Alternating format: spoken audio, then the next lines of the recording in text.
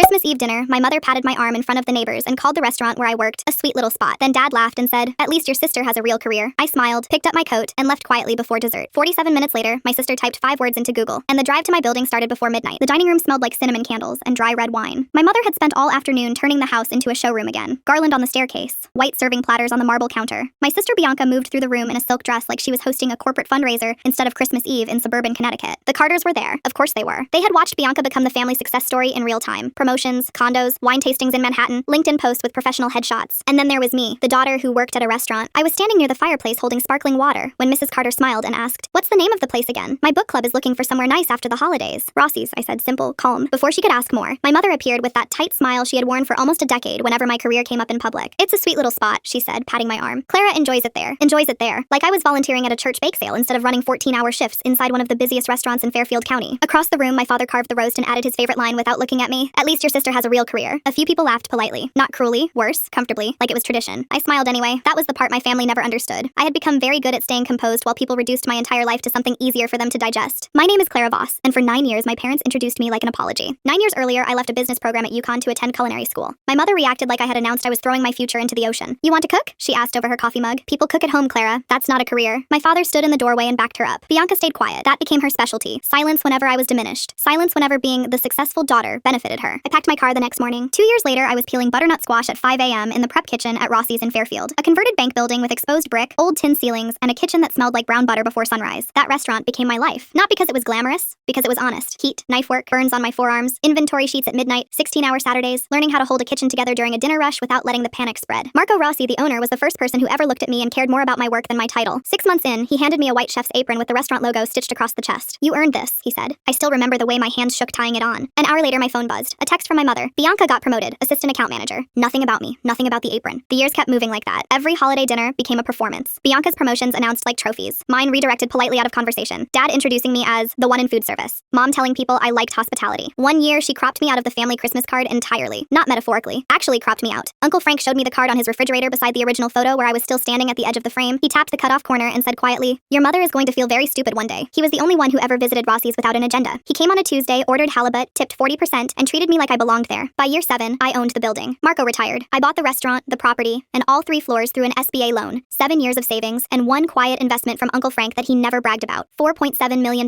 my name on the deed. I still worked the line, still carried trays when we were short-staffed, still tied on the apron every morning before service. And 26 miles away, my family continued telling people I was basically a waitress. At first I wanted to correct them, then something inside me changed. Not anger, clarity. I realized they never actually asked about my life because they had already decided what my life meant.